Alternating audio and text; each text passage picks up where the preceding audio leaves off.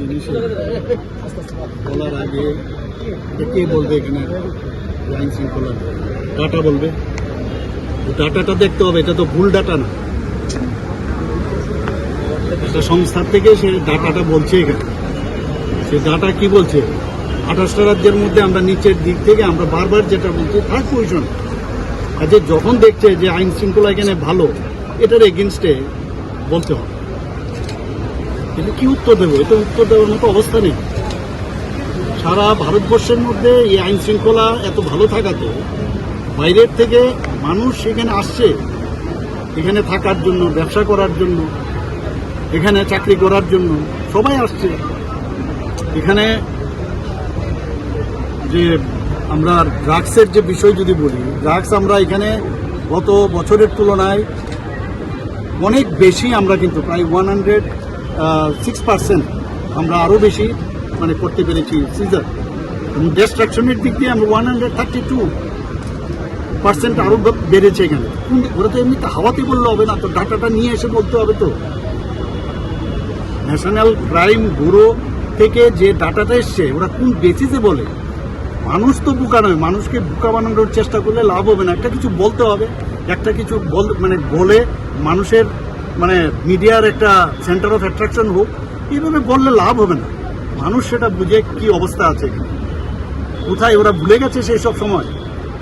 কংগ্রেসের পিরিয়ডে কি হচ্ছিল, সিপিএমের সময় কি অবস্থা ছিল সেখানে, খুন, সন্ত্রাস, ধর্ষণ, অগ্নিসংযোগ আপনারা জানেন না? সেগুলো তো আমরা দেখেছি তখন কি অবস্থা ছিল। আজকে সব জায়গার মধ্যে ডেভেলপমেন্ট হচ্ছে, উন্নতি হচ্ছে, আর উন্নতি হচ্ছে সীমাহীন। চারিদিকে তো ডেভেলপমেন্ট হচ্ছে। আমরা কোথায় এখানে মানুষের স্বার্থে কাজ করব সেটা নয়, সেটাকে আরও বেশি এনকারেজ করার কথা বলবে তাই না। আজকে এখানে আপনারা দেখেছেন সাইবার ক্রাইম পুলিশিং এখানে ব্যবস্থা হয়েছে, এখানে পুলিশ স্টেশন হয়েছে।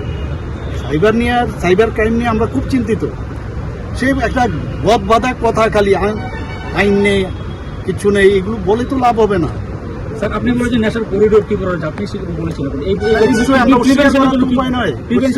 না, এর জন্যই তো বলছি, বিভিন্ন আমরা তো ব্যবস্থা করছি। অ্যারেস্ট হচ্ছে প্রচুর, যারা বাংলাদেশ থেকে আছে অনুপ্রবেশের, আমরা সেখানেও অনেক বেশি তাদেরকে আমরা অ্যারেস্ট করছি এখানে। এবং বাংলাদেশ থেকে আসা এখন প্রায় মানে সবাই এখন চিন্তায় পড়ে গেছে যে ত্রিপুরাতে আসবে কিনা। আগে কিন্তু ভিতরে আসতো, এখন যাওয়ার দেখেছি বহু লোকের প্রবণতা বেড়ে গেছে যে এখানে বের সেফ জোন না, এটা সেফ জোন না।